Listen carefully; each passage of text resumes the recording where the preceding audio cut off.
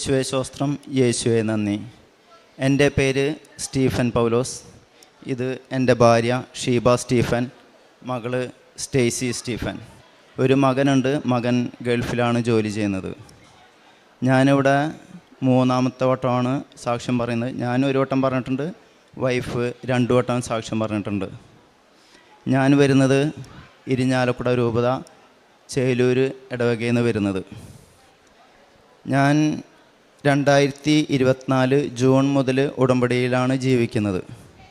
അപ്പോൾ ഒരു മിനിറ്റ് എൻ്റെ പൂർവ്വകാലം കൂടിയും പറഞ്ഞാലാണ് ഉടമ്പടി എടുത്തതിന് ശേഷം എങ്ങനെയാണ് ഞാൻ മാറിയെന്നുള്ളത് നിങ്ങൾക്ക് മനസ്സിലാവുള്ളൂ. ഉടമ്പടിക്ക് മുമ്പ് ഞാൻ പ്രാർത്ഥനയിലൊക്കെ ഭയങ്കര പുറകോട്ടായിരുന്നു. കുടുംബ പ്രാർത്ഥനയാവട്ടെ, പള്ളിയിൽ പോകൽ, കുമ്പസാരം, ഇതൊന്നും ഉണ്ടായിരുന്നില്ല വളരെ വർഷങ്ങളായിട്ട്. ഉടമ്പടി എടുത്തതിന് ശേഷം ഞാൻ ആത്മീയമായിട്ട് ഒരുപാട് മാറാൻ ശ്രമിച്ചിട്ടുണ്ട്. കുറച്ചൊക്കെ മാറിയെന്നാണ് എനിക്ക് തോന്നുന്നത്. ഇപ്പോൾ ഈ 6 മാസമായിട്ട് ഇപ്പോൾ ഞാൻ ഒരു പ്രാവശ്യം ഫസ്റ്റിൽ ഉടമ്പടി എടുത്ത് പിന്നെ അത് ഒരു പ്രാവശ്യം റിന്യൂ ചെയ്തു. പക്ഷേ ഈ ഡേറ്റുകൾ ഞാൻ കറക്റ്റ് നോക്കാറില്ല. കാരണം ഒരു പ്രാവശ്യം ഉടമ്പടി സ്റ്റാർട്ട് ചെയ്തിട്ട് എപ്പോൾ എക്സ്പയർ ആവുന്നു എന്നുള്ളത് ഞാൻ നോക്കാറില്ല. ഞാൻ എങ്ങനെ ഉടമ്പടിയിൽ ജീവിക്കുന്നു എന്നാണ് ഞാൻ നോക്കുന്നത്.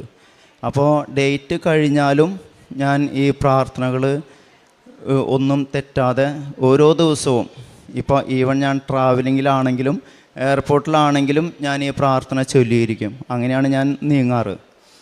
പിന്നെ എൻ്റെ ഒരു ദിവസത്തെ സ്റ്റാർട്ടിങ് തന്നെ തുടങ്ങുന്നത് ഏകദേശം ഒരു 4 മണിക്ക് എഴുന്നേറ്റ് കഴിഞ്ഞാൽ ഫസ്റ്റ് ഞാൻ പ്രത്യക്ഷീകരണ പ്രാർത്ഥന ചൊല്ലും. ഈ പ്രത്യക്ഷീകരണ പ്രാർത്ഥന ചൊല്ലുന്നതിന് മുമ്പ് തന്നെ ഞാൻ തൈലം 2 കൈയിലും പുരട്ടിയിട്ട് ഞാൻ ദേഹത്തും തലയിലൊക്കെ തേക്കുമായിരുന്നു. അത് ഞാൻ ഉദ്ദേശിക്കുന്നത് നമ്മുടെ ശരീരം നമ്മൾ ശുദ്ധീകരിക്കുന്നു എന്നുള്ളതാണ്. പിന്നെ ഒരു ചെറിയ നുള്ളു ഉപ്പ് എടുത്തിട്ട് ഞാൻ കാലിലും ശരീരത്തിലും നാക്കിലും ഞാൻ കുരിച്ച് വരച്ചിട്ട് അതിന് ശേഷമാണ് പ്രത്യക്ഷീകരണ പ്രാർത്ഥന ചൊല്ലാറ്. കാരണം ഞാൻ അതുകൊണ്ട് ഉദ്ദേശിക്കുന്നത് എൻ്റെ ശരീരം കൊണ്ടോ എൻ്റെ നാക്കുകൊണ്ടോ മറ്റുള്ളവരെ ദ്രോഹിക്കാൻ പാടില്ല എന്നുള്ളത്. ചിലപ്പോൾ നമ്മൾ മനുഷ്യരാണ്, നമ്മൾ അറിയാതെ മറ്റുള്ളവരെ ചിലപ്പോൾ വേദനിപ്പിച്ചെന്ന് വരും. അപ്പോൾ അതിൽ നിന്ന് ഒരു വിടുതൽ കിട്ടാൻ വേണ്ടിയിട്ടാണ് ഞാൻ ഈ ചെറിയ നുള്ള് ഉപ്പെടുത്തിട്ട് ഞാൻ ഈ നാക്കിൽ വെക്കുന്നത്. കാരണം നമ്മുടെ ഏറ്റവും വലിയ ശത്രു നമ്മുടെ നാക്കാണ്. അപ്പോൾ അത് കറക്റ്റായി കഴിഞ്ഞാൽ തന്നെ നമ്മൾ 90% നമ്മൾ പെർഫെക്റ്റായി. അതിൽ നിന്നാണ് ഞാൻ പിന്നെ പ്രാർത്ഥന സ്റ്റാർട്ട് ചെയ്യുന്നത്.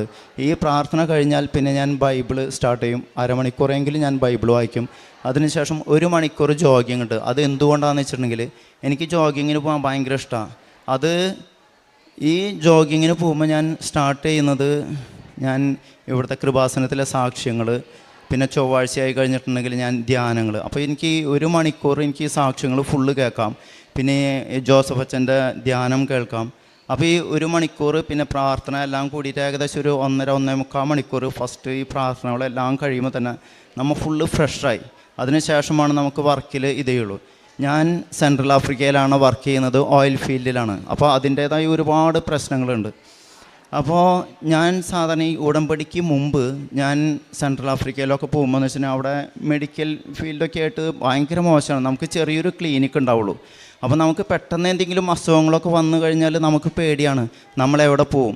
നമുക്ക് ചെറിയ എന്തെങ്കിലും ടാബ്ലറ്റോ എന്തെങ്കിലുമൊക്കെയാണ് കിട്ടുള്ളൂ. അല്ലെങ്കിൽ പിന്നെ പെട്ടെന്ന് വലിയ അസുഖങ്ങളൊക്കെ വരാണെങ്കിൽ ഒന്നില്ലെങ്കിൽ ഫ്രാൻസിൽ പോകണം, അല്ലെങ്കിൽ പിന്നെ നാട്ടിലേക്ക് തിരിച്ചു വരണം. അതൊന്നും പോസിബിൾ അല്ല. കാരണം പെട്ടെന്ന് അവിടുന്ന് ഫ്ലൈറ്റ് കിട്ടാം. ഒരുപാട് ഫ്ലൈറ്റ് യാത്രകളുണ്ട്, 3-4 ഫ്ലൈറ്റ് മാറി കാരണം. അപ്പോൾ അങ്ങനെ ആയതുകൊണ്ട് എനിക്ക് ഉടമ്പടിക്ക് മുമ്പ് എനിക്ക് 4 പ്രാവശ്യം കൊറോണ വന്നു, ഒരു പ്രാവശ്യം ഡെങ്കു ഫീവർ വന്നു, മലേറിയ വന്നു. പക്ഷെ അന്നൊക്കെ എനിക്ക് ഒരുപാട് പേടിയുണ്ടായിരുന്നു. പക്ഷെ അതിൽ എന്നെ രക്ഷിച്ചൊരു ഘടകം ഉണ്ടായിരുന്നു. അത് സ്റ്റാർട്ടിങ്ങിൽ ഞാൻ പറഞ്ഞു കഴിഞ്ഞാൽ അത് ഞാൻ പറയാം. അതായത് ഞങ്ങളുടെ ഫാമിലി ലൈഫിൽ കുറച്ചൊരു പ്രശ്നങ്ങളൊക്കെ ഉണ്ടായിരുന്നു. നമ്മൾ ഡൈവോഴ്സിൻ്റെ വക്കിൽ വരെ എത്തിയതായിരുന്നു.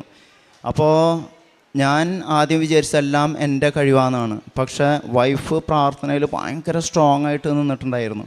അങ്ങനെ വൈഫിൻ്റെ പ്രാർത്ഥനയിലാണ് എൻ്റെ സ്വഭാവം കുറേയൊക്കെ മാറിയത്. പിന്നെ വൈഫ് 5 വർഷമായിട്ട് ഉടമ്പടിയിലാണ് ജീവിക്കുന്നത്. അങ്ങനെ 2019 എൻ്റെ ജോലി പോയപ്പോൾ ഞാൻ വിചാരിച്ചു ഇനിയിപ്പോൾ പുറമേക്ക് പോകണ്ട, ഇനിയിപ്പോൾ നാട്ടിൽ തന്നെ എന്തെങ്കിലും നോക്കിയിട്ട് ജീവിക്കാമെന്ന് വിചാരിച്ചു. പക്ഷേ വൈഫിൻ്റെ പ്രാർത്ഥനയിൽ അവിടെയാണ് മെയിനായിട്ട് നമ്മൾ നോക്കേണ്ടത്. നമ്മൾ ഒന്നും അല്ല എന്ന് വിചാരിക്കുന്ന നമ്മുടെ പാർട്ട്ണർ പ്രാർത്ഥനയിലാകുമ്പോൾ ആ പ്രാർത്ഥന കൊണ്ടായിരിക്കാം നമ്മൾ രക്ഷപ്പെട്ടു പോരുന്നത്. അങ്ങനെ ആ പ്രാർത്ഥനയിൽ വീണ്ടും ഇന്നും എനിക്ക് അത്ഭുതമാണ്. എന്നെ ഒരു ഫ്രഞ്ച് കമ്പനി വിളിച്ച് വീണ്ടും ജോലിക്ക് കൊണ്ടുപോകുന്നു. എനിക്കറിയില്ല എങ്ങനെ അവർക്ക് എൻ്റെ കോണ്ടാക്ട് നമ്പർ കിട്ടിയെന്നോ ഒന്നും എനിക്കറിയില്ല. അതും ഞാൻ പറഞ്ഞ എല്ലാ എഗ്രിമെൻറ്റും അവർ സമ്മതിച്ച് എന്നെ അവിടേക്ക് കൊണ്ടുപോകുന്നു. ഇപ്പോഴും അവിടെ വർക്ക് ചെയ്യുന്നു. അപ്പോൾ പ്രാർത്ഥനയിൽ വലിയൊരു സത്യം തന്നെയുണ്ട്. നമ്മളെ ഒരുപാട് നമ്മെ രക്ഷപ്പെടുത്തി കൊണ്ടുവരും. ഇനി നമ്മുടെ ഓരോ സാക്ഷ്യങ്ങൾ ഞാൻ പറയാം. ഫസ്റ്റ് ഞാൻ ഇവിടെ വരുമ്പോൾ ഞാൻ ഒരു കാര്യം എഴുതി വെച്ചിട്ടുണ്ട്. എൻ്റെ അയൽവാസി ഒരു 10 വർഷത്തോളമായി അവരെ അമ്മേനെ കാണാൻ സാധിക്കാതെ ദുബായിൽ ഒരു സാമ്പത്തിക പ്രശ്നത്തിൽ ഇടപെട്ട് കിടക്കുകയായിരുന്നു. അമ്മേനെ കാണാൻ പറ്റുന്നില്ല, മക്കളെ കാണാൻ പറ്റുന്നില്ല. അങ്ങനെ വരാൻ പറ്റാതെ നിന്നപ്പോൾ ഞാനിവിടെ ഉടമ്പടി എടുത്തപ്പോൾ ഞാൻ സാക്ഷ്യത്തിൽ വെച്ചിട്ടുണ്ടായിരുന്നു, എങ്ങനെയെങ്കിലും അവർക്ക് വരാൻ പറ്റണേ, അവരുടെ സാമ്പത്തിക ബുദ്ധിമുട്ട് അതുപോലെ തന്നെ ജപ്തി നടപടികളെല്ലാം മാറ്റണമെന്ന് ഞാൻ പറഞ്ഞിട്ടുണ്ടായിരുന്നു. അത്ഭുതമെന്ന് പറയട്ടെ, ഈ 10 വർഷമായിട്ട് നടക്കാത്ത കാര്യങ്ങൾ ഈ കഴിഞ്ഞ മാസം ആൾക്ക് നാട്ടിലേക്ക് വരാൻ പറ്റി, അമ്മേനെ കാണാൻ പറ്റി, മക്കളുടെ കൂടെ ജീവിക്കാൻ പറ്റി. അങ്ങനെ ഞാൻ ആളായിട്ട് സംസാരിച്ച് ആൾ ഫസ്റ്റിൽ വീട്ടിലെത്തിയതിന് ശേഷം എനിക്ക് മെസ്സേജ് ഇട്ടു, സ്റ്റീഫൻ ഞാൻ നാട്ടിലെത്തി, എന്താ സംഭവിച്ചതെന്ന് എനിക്ക് അറിയില്ല. അപ്പം ഞാൻ ഒരു വാക്ക് പറഞ്ഞു. ആൾ ഒരു ഹിന്ദു ആണ്. അപ്പം ഞാൻ ആളോട് പറഞ്ഞു, വിനു നീ പേടിക്കണ്ട, എനിക്കിത് ഉറപ്പായിരുന്നു നീ എന്തായാലും നാട്ടിൽ വരുന്നു. കാരണം ഞാൻ കൃപാസനത്തിൽ പോയപ്പോൾ ഞാൻ നിൻ്റെ കാര്യം എഴുതിയിട്ടിട്ടുണ്ടായിരുന്നു. അതുകൊണ്ട് എനിക്ക് 100% ഉറപ്പായിരുന്നു നിനക്ക് അമ്മയുടെ അടുത്ത് എത്താൻ പറ്റും, നിങ്ങൾക്ക് മക്കളുടെ കൂടെ ജീവിക്കാൻ പറ്റുന്നുള്ളൂ. ഇനിയിപ്പോൾ നെക്സ്റ്റ് വീക്കിൽ വിനയകുമാർ ഇവിടെ വന്ന് സാക്ഷ്യം പറയുന്നതാണ് പറഞ്ഞിരിക്കുന്നത്. രണ്ടാമത്തെ കാര്യം എന്ന് വെച്ചിട്ടുണ്ടെങ്കിൽ എൻ്റെ ഒരു സ്ഥലം വിൽപ്പനയ്ക്ക് ഞാൻ വെച്ചിട്ടുണ്ടായിരുന്നു. അപ്പോൾ അത് 2 സ്ഥലമാണ് പറഞ്ഞിട്ടുണ്ടായിരുന്നത്. അപ്പോൾ ഒരെണ്ണം പ്രയോറിറ്റി ആയിട്ട് ഞാൻ കൊടുത്തിട്ടുണ്ടായിരുന്നു. ഇപ്പോൾ വിറ്റ സ്ഥലം ഞാൻ സെക്കൻഡ് പ്രയോറിറ്റി ആയിട്ട് ഞാൻ കൊടുത്തത്. അങ്ങനെ വൈഫ് വന്ന് ജോസഫച്ചനെ കണ്ട് പ്രാർത്ഥിക്കാൻ പറഞ്ഞിട്ടുണ്ടായിരുന്നു. അങ്ങനെ ജോസഫച്ചൻ ഇവിടുന്ന് ഒരു കാശ് രൂപം കൊടുത്തു, അത് അവിടെ കൊണ്ടുവന്ന് വെച്ചിരുന്നു. 2 സ്ഥലത്തും കൊണ്ടുവന്ന് വെച്ചിട്ടുണ്ടായിരുന്നു. അങ്ങനെ അത് നമ്മൾ നടക്കില്ല എന്ന് വിചാരിച്ച കാര്യമാണ്. അങ്ങനെ എന്തോ അത്ഭുതത്തിൽ അതും വളരെ എളുപ്പത്തിൽ അത് വിൽക്കാൻ സാധിച്ചു. പിന്നെ മൂന്നാമത്തെ കാര്യം, അത് സാക്ഷ്യത്തിലൊന്നും ഉണ്ടായിരുന്നില്ല, അതൊരു വലിയ അത്ഭുതമാണ്. നമ്മൾ ഇതിൽ ഉടമ്പടിയിലിരിക്കുമ്പോൾ നമുക്ക് വരുന്ന അത്ഭുതങ്ങളാണത്. അതായത് വൈഫ് ഒരു ബാഗ് വെക്കാനായിട്ട് ഒരു സ്റ്റെയർ കേസ് എടുത്ത് അതിൽ കയറായിരുന്നു. അപ്പോൾ സീലിംഗ് ഫാൻ ഭയങ്കര ഫാസ്റ്റിൽ കറങ്ങിയപ്പോൾ അത് വൈഫ് ശ്രദ്ധിച്ചില്ല. അങ്ങനെ ജസ്റ്റ് ലാഡർമ കയറിയിട്ട് പെട്ടെന്ന് തലേത് തട്ടിയ വഴിക്ക് അത് ശരിക്കും ആ സ്പീഡിൽ തട്ടിയിട്ടുണ്ടെങ്കിൽ ചിലപ്പോൾ ഭയങ്കരമായിട്ട് എന്തെങ്കിലും ഫ്രാക്ചറൊക്കെ വരേണ്ടതായിരുന്നു. പക്ഷേ ചെറിയൊരു പൊട്ടൽ, ഒരു 4 സ്റ്റിച്ചോളേ വന്നുള്ളൂ, ഒന്നും സംഭവിച്ചില്ല. ജസ്റ്റ് എന്തോ ചെറുതായിട്ടൊന്ന് ചെറിയ തട്ടിയ പോലെ തട്ടിയിട്ട് വൈഫ് സ്ലോവിലി ഇറങ്ങി വന്നു. അതിനെ തന്നെ ഹോസ്പിറ്റലിൽ കൊണ്ടുപോയി ഒരു 4 സ്റ്റിച്ചോട് കൂടിയിട്ട് ഒരാഴ്ചക്കുള്ളിലെല്ലാം ഭേദമായി. നേർച്ച വസ്തുക്കളൊന്നും ഇത് ചെയ്തില്ല, പക്ഷേ ആ ഉടമ്പടിയിലാണ് എന്നുള്ളൊരു ധൈര്യം വൈഫിനുണ്ടായിരുന്നു. പിന്നെ അടുത്ത സാക്ഷ്യം എന്താണെന്ന് വെച്ചിട്ടുണ്ടെങ്കിൽ, അത് മോളുടെ ഒരു ഇതാണ്. മോൾക്ക് കുറച്ചൊരു വിശ്വാസം കുറവാണ്, പ്രാർത്ഥിക്കുമ്പോൾ എന്നാലും അത്ര വിശ്വാസം ഉണ്ടായിരുന്നില്ല. അപ്പോൾ ഞങ്ങളുടെ ഒരു ഏകദേശം ഒരു 10 പവൻ്റെ ഒരു സ്വർണം കാണാതെ പോയി. എങ്ങനെയാണെന്ന് വെച്ചിട്ടുണ്ടെങ്കിൽ, ഞാൻ ലോക്കറിൽ നിന്ന് എടുത്തിട്ട് വീട് വരെ കൊണ്ടുവന്നത് ഓർമ്മയുണ്ട്. പിന്നെ അത് എവിടെ വെച്ചു എന്നുള്ളത് എനിക്ക് ജസ്റ്റ് മൈൻഡിൽ നിന്ന് പോയി. അങ്ങനെ ഞാൻ ആഫ്രിക്കയിലേക്ക് പോയി. അങ്ങനെ ഞാൻ അവിടെ എത്തിയപ്പോഴാണ് ഓർമ്മ വന്നത്. അങ്ങനെ ഞാൻ വൈഫിനോട് പറഞ്ഞു, ഇതുപോലെ ഞാൻ സ്വർണം കൊണ്ടുവന്ന് ഞാൻ എവിടെ വെച്ചതെന്ന് എനിക്ക് ഓർമ്മയില്ല, നോക്കാൻ പറഞ്ഞു.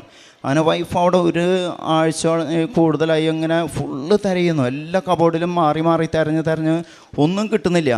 അങ്ങനെ മകൾ പറഞ്ഞു, തമാശ മോഡലാണ് പറഞ്ഞത്, അന്നൊരു കാര്യം ചെയ്യുക, ഇത് കിട്ടുകയാണെങ്കിൽ എന്തായാലും ഞാൻ കൃപാസനത്തിൽ പോയിട്ട് ഞാൻ സാക്ഷ്യം പറയുമെന്ന് പറഞ്ഞു.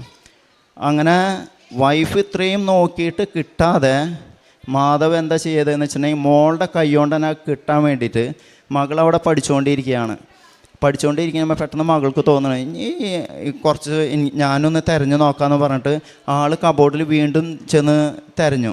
പക്ഷെ വൈഫ് അതെല്ലാം തിരഞ്ഞു പോയ സെയിം സ്ഥലം തന്നെയാണ്. എന്താണ് അവിടെ ഉണ്ടായെന്ന് എനിക്കറിയില്ല.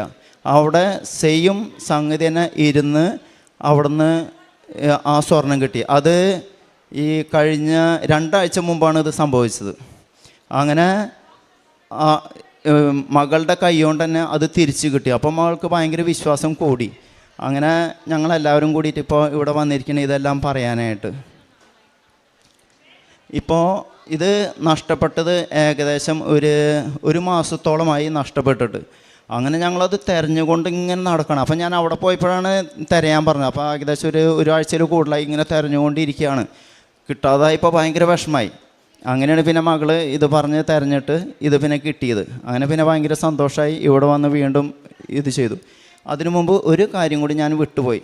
ഇവിടെ ഞാൻ പറഞ്ഞല്ലോ, വൈഫ് ഏകദേശം ഒരു 5-6 വർഷമായി ഇവിടെ ഉടമ്പടി എടുത്തിട്ടെന്ന്. ഞാൻ ഇപ്പോൾ ആഫ്രിക്കയിൽ നിന്ന് വരുമ്പോൾ ഞാൻ വൈഫിനെ കൊണ്ട് ഞാൻ ഇവിടേക്ക് വരാറുണ്ട്. ഞാൻ എൻ്റെ പ്രാർത്ഥന 2 മിനിറ്റ് കൊണ്ട് കഴിഞ്ഞ് ഞാൻ നേരെ വണ്ടി ചെന്നിരിക്കുമ്പോൾ എ സിയിലിരിക്കും. മക്കളാണെങ്കിലും അങ്ങനെ തന്നെയാണ്. വൈഫ് മാത്രമാണ് ഇവിടെ. ഇപ്പോൾ ഉടമ്പടിയുടെ പ്രൊസീജിയർ അറിയാലോ, 5 മണിക്കൂറോളം എടുക്കും. അപ്പോൾ ഞങ്ങൾ എങ്ങനെയാണെന്ന് വെച്ചിട്ടുണ്ടെങ്കിൽ ഒന്നില്ലെങ്കിൽ വണ്ടിയിൽ എ സി ഇട്ടിരിക്കും, അല്ലെങ്കിൽ ഇങ്ങനെ ആലപ്പുഴയിൽ ഫുള്ള് കിടന്ന് കറങ്ങി ഓരോ ഹോട്ടലിൽ കയറി ഭക്ഷണം കഴിച്ച് സുഖമായിട്ട് ഇവിടെ വന്നിരിക്കും. അതായിരുന്നു ഞങ്ങളുടെ ഇത്. പക്ഷേ അന്നേ ദൈവത്തിന് അറിയായിരുന്നു. ഇപ്പോൾ ബൈബിളിലൊക്കെ പറഞ്ഞിട്ടുണ്ട്, നീ ഉരുവാവുന്നതിന് മുമ്പേ എല്ലാ കാര്യങ്ങളും എനിക്ക് അറിയാമെന്നുള്ളത്. അപ്പോൾ അന്നേ മാതാവ് വിചാരിച്ചിട്ടുണ്ട് ഇവനെ ഞാൻ ഇവിടെ കൊണ്ടുവന്നിട്ട് മുട്ടുകുത്തിക്കുന്നുള്ളത്. അതുപോലെ തന്നെ വൈഫിൻ്റെ പ്രാർത്ഥനയായിരിക്കും. അതുപോലെ തന്നെ ഞങ്ങളെല്ലാവരും ഇപ്പോൾ മകളാണെങ്കിലും ഇപ്പോൾ ഞങ്ങൾ ഇപ്പോൾ ഏകദേശം വന്നിട്ട് ഇപ്പോൾ 3-4 മണിക്കൂറായി. പക്ഷെ ഞങ്ങൾക്കതൊരു മടുപ്പായിട്ട് തോന്നുന്നില്ല. നമുക്കൊരു ഉത്സാഹം പോലെ തോന്നുന്നു. അതുപോലെ തന്നെ ഇപ്പോൾ പ്രാർത്ഥനയിലൊക്കെ ആയിരിക്കുമ്പോൾ നമുക്ക് എന്തോ ഒരു ഭയങ്കര ധൈര്യം പോലെ ഇപ്പോൾ തോന്നുന്നത്. അതുപോലെ തന്നെ കാരുണ്യ പ്രവൃത്തികളൊക്കെ ചെയ്യാറെന്ന് വെച്ചിട്ടുണ്ടെങ്കിൽ നോർമലി നമ്മൾ എപ്പോഴും ചെയ്യാറുള്ളതാണ്, എല്ലാവരും ഹെൽപ്പ് ചെയ്യലും എല്ലാം. പക്ഷേ ഉടമ്പടി എടുത്തതിന് ശേഷം അതിൽ കുറച്ചും കൂടിയും വ്യത്യാസങ്ങൾ വന്നു എന്ന് മാത്രം. ഇപ്പോൾ ഞാൻ ആഫ്രിക്കയിൽ പോകുമ്പോൾ ഞാൻ ഫ്രഞ്ച് പത്രം കൊണ്ടുപോയിട്ട് അവിടുത്തെ പള്ളിയിൽ പോയി എല്ലാവർക്കും ഞാൻ വിതരണം ചെയ്യും. അതുപോലെ തന്നെ സാറ്റർഡേ സൺഡേയിൽ ചില ദിവസങ്ങളിൽ ഞങ്ങൾക്ക് ഒഴിവായിരിക്കും. അപ്പോൾ ഞാനിങ്ങനെ റോട്ടിൽ കൂടെ ഇങ്ങനെ നടന്നു പോയിട്ട് അപ്പോൾ ചില പാവപ്പെട്ടവരൊക്കെ ഉണ്ടാവും. ചിലപ്പോൾ വേസ്റ്റ് എന്നൊക്കെ ഭക്ഷണം എടുത്താൽ നിങ്ങൾക്കറിയാലോ, ആഫ്രിക്കയിലൊക്കെ അത്രയും പാവപ്പെട്ടവരായിരിക്കും. അപ്പോൾ ഞാനത് കാണുമ്പോൾ ഞാൻ അടുത്തുള്ള ഹോട്ടലിൽ പോയി ഭക്ഷണം വാങ്ങി അല്ലെങ്കിൽ സാൻഡ്വിച്ച് എന്തെങ്കിലും വാങ്ങിയിട്ട് ഞാൻ അവർക്ക് കൊടുക്കും. പിന്നെ വാട്ടർ ബോട്ടിൽ വാങ്ങിയിട്ട് കൊടുക്കും, പിന്നെ പൈസയായിട്ട് കൊടുക്കും. അങ്ങനെ സാറ്റർഡേ സൺഡേ അതായിരിക്കും എൻ്റെ മെയിൻ മിഷൻ. അതായത് ഇങ്ങനെ റോട്ടിൽ കൂടെ ഫുള്ള് നടക്കും. അതാണ് എൻ്റെ മെയിൻ ഇതുകൾ. പിന്നെ ഇവിടെ വൈഫാണെങ്കിൽ അനാഥശാലയിൽ പോയി ഈ രോഗികളെ ശുശ്രൂഷിക്കും. പിന്നെ ബാത്റൂം അതെല്ലാം കഴുകി കൊടുക്കും. പിന്നെ ഒരുപാട് പത്രങ്ങൾ കണക്ക് നമുക്ക് പറയാൻ പറ്റില്ല, ചിലപ്പോൾ 100-150 പത്രങ്ങളൊക്കെ വാങ്ങിക്കൊണ്ടിട്ട് എല്ലാ മാസവും വൈഫ് വിതരണം ചെയ്യും. അതുപോലെ തന്നെ ഈ കോയമ്പത്തൂർ നമുക്കറിയുന്ന ആൾക്കാരുണ്ട്, അവർക്ക് പത്രങ്ങൾ ഇവിടുന്ന് പാർസൽ അയച്ചു കൊടുക്കും. ഇതൊക്കെയാണ് കാരുണ്യ പ്രവൃത്തികൾ നമ്മൾ ചെയ്യാറ്. ഉൽപ്പത്തി പുസ്തകം 17:1 ദൈവം അബ്രാഹത്തോട് അരുളി ചെയ്യുന്നുണ്ട്, സർവശക്തനായ ദൈവമാണ് ഞാൻ, എൻ്റെ മുമ്പിൽ വ്യാപരിക്കുക, കുറ്റമറ്റവനായി വർത്തിക്കുക, നീയുമായി ഞാൻ എൻ്റെ ഉടമ്പടി സ്ഥാപിക്കും. ഇന്ന് സ്റ്റീഫനും കുടുംബവും എല്ലാവരും ഉടമ്പടിയിൽ തന്നെ ഉള്ളവരാണ്, ഉടമ്പടി എടുത്ത് ജീവിക്കുന്നവരാണ്. തങ്ങളുടെ അനുഭവ സാക്ഷ്യം വീണ്ടും ഇവിടെ പങ്കുവെക്കുമ്പോൾ ഉടമ്പടി എടുക്കുവാനായിട്ട് വൈഫ് വരുമ്പോൾ താൻ ചെയ്തുകൊണ്ടിരുന്നത് എന്ത്, ഇന്ന് തനിക്ക് എങ്ങനെ ഇവിടെ മണിക്കൂറുകൾ നിന്നിട്ടും ഇവിടെ ഒരു ഉണർവാണ് കിട്ടുന്നത്. നേരത്തെ മടുപ്പായിരുന്നു, എന്നാൽ തൻ്റെ വൈഫിൻ്റെ പ്രാർത്ഥനയും അതിനുശേഷം തന്നെ ഈ കൃപാസനത്തിലേക്ക് കൊണ്ടുവരുവാനായിട്ട് പരിശുദ്ധ അമ്മ എത്രമാത്രം തൻ്റെ കാര്യത്തിൽ കരുതലുള്ള വ്യക്തിയായി ഈശോയോട് തന്നെ അടുപ്പിക്കുവാൻ അമ്മയുടെ മാധ്യസ്ഥം എത്രമാത്രം സഹായമായി. കുറ്റമറ്റവനായി വ്യാപരിക്കുവാനാണ് കർത്താവ് പറയുക. കർത്താവിൻ്റെ മുമ്പിൽ സർവശക്തനായ ദൈവമാണ് അവിടുന്ന്. ഇതെല്ലാം ഇന്ന് ഉടമ്പടിയെടുത്ത ഈ മക്കൾക്ക്, അതുപോലെ ഒരു പുതുജീവിതം നയിക്കുന്ന എല്ലാവർക്കും ബോധ്യപ്പെട്ടിട്ടാണ് അവർ ഉടമ്പടിയിലൂടെ തങ്ങളുടെ ജീവിത വിശുദ്ധീകരണം നടത്തുകയും അങ്ങനെ അത് കണ്ടിന്യൂ ചെയ്യുകയാണ്. ഞാൻ ഉടമ്പടിയുടെ നാളുകൾ നോക്കാറില്ല, 90 ദിവസം കഴിഞ്ഞാലും ഞാൻ ഉടമ്പടിയിൽ തന്നെയാണ്, ഞാൻ അതിൽ നിന്ന് വ്യതിചലിക്കാറില്ല, എല്ലാം അതേപോലെ ഞാൻ ചെയ്യുന്നു. പിന്നീട് ഇവിടെ വരുമ്പോൾ ഉടമ്പടി പുതുക്കി വീണ്ടും ആ ഉടമ്പടിയുടെ ആ ഒരു രേഖാമൂലമുള്ള ഉടമ്പടി, അതാണ് കർത്താവിൻ്റെ അടുത്ത് നാം ചെയ്യുക. നമ്മുടെ ഉടമ്പടി ജീവിതം നമുക്ക് മരണം വരെയും തുടരാം. എന്നാൽ ഓരോ 3 മാസം കഴിയുമ്പോഴും നാം പുതുക്കുമ്പോൾ നാം ദൈവത്തെ കൂടുതലായിട്ട് സ്നേഹിക്കുന്നു എന്ന് ഉറപ്പ് വരുത്തുകയാണ്. അവിടത്തേക്ക് നാം കുറേ കൂടി ഹൃദ്യമായ രീതിയിൽ നമ്മുടെ ജീവിതത്തെ സമർപ്പിക്കുന്നു എന്നാണ് നാം അതിലൂടെ വ്യക്തമാക്കുക. അങ്ങനെ തൻ്റെ കുടുംബത്തിൽ അതുപോലെ താൻ മൂലം മറ്റുള്ളവർക്ക് ഒക്കെ കിട്ടിയ കൃപകളാണ് ഈ മകൻ ഇവിടെ പങ്കുവയ്ക്കുന്നത്.